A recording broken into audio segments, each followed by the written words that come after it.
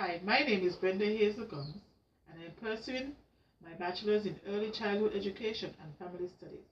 Today, I would like to share with you what I've learned about being a reflective learner in my course Foundation for Learning Success. Reflective learning is a way of allowing students to step back from their learning experience to help them develop critical thinking skills and improve on future performance by analyzing their experience.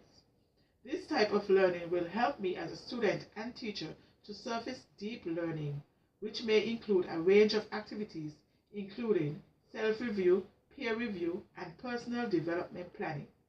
Also, it will allow me to understand assessment criteria and how to act on feedback, which is a way of encouraging myself to reflect on what I have learned and how I can improve.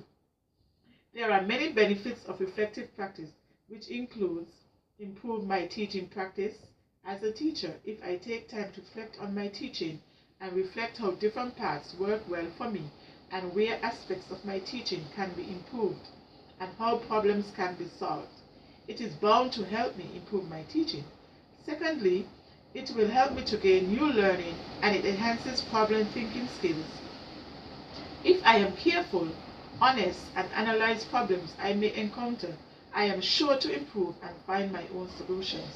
Thirdly, it enhances my skills in critical thinking by recognizing and adjusting to changes and circumstances, and by doing what will help me to better equip to find solutions that will work.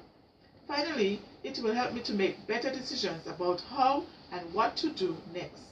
Improve my organizing skills by breaking down my issues and problems in stages and acknowledging my personal values. Reflecting can be used in any situation, not just as a teacher. It can be used in any workplace or just to enhance you as a person. There are many reflective models that can be used, but let me briefly outline my favorite, which is the Gibbs Reflective Cycle.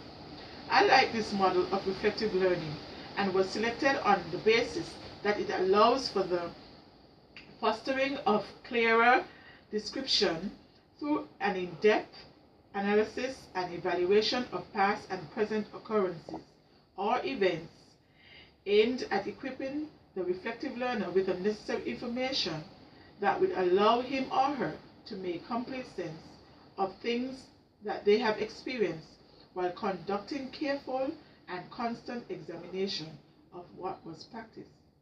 This model enforces the fact that to reflect is not enough. Therefore, individuals must create an action plan which will assist in enhancing their knowledge and understanding, as it is only prudent to put into practice what he or she has learned from reflective process. Gibbs model of reflection. This model consists of 6 stages which allow you to reflect in the form of descriptions, feelings, evaluation, analysis, conclusions, and action. This is usually used for coaching and reflecting. It will assist persons to think about how they deal with situations so they can understand what they did well and so they know where they need to improve. Reflection is and should be an everyday process. The Gibbs Reflective Cycle is a framework that surrounds an educational background. It is clear and precise, allowing for description, analysis, and evaluation of the experience, thus helping the reflector to make sense of the experiences or activities. It also improves students' learning through assessment and feedback. The model can be used to help people make sense of their situations at work or in their private lives so they can understand what they did well and what they could do better in future. It helps a person to self-actualize and self-evaluate. It allows a clear path for persons to view themselves as they are. Also, it is a continuous process that allows the reflector to determine their personal growth and progress. Furthermore, it helps a person to achieve their full potential through creativity, independence, naturalness, and a grasp of the real world.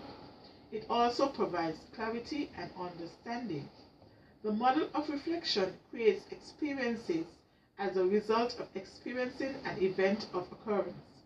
Reflective observation derived from thinking about the event experience. Abstract conceptualization derived from learning from the past experience, and active experimentation, which entails converting what has been learned into practice.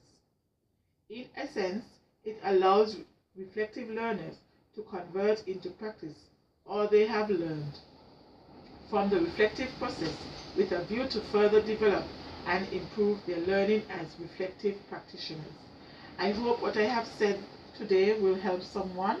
I thank you very much for viewing. Have a good day.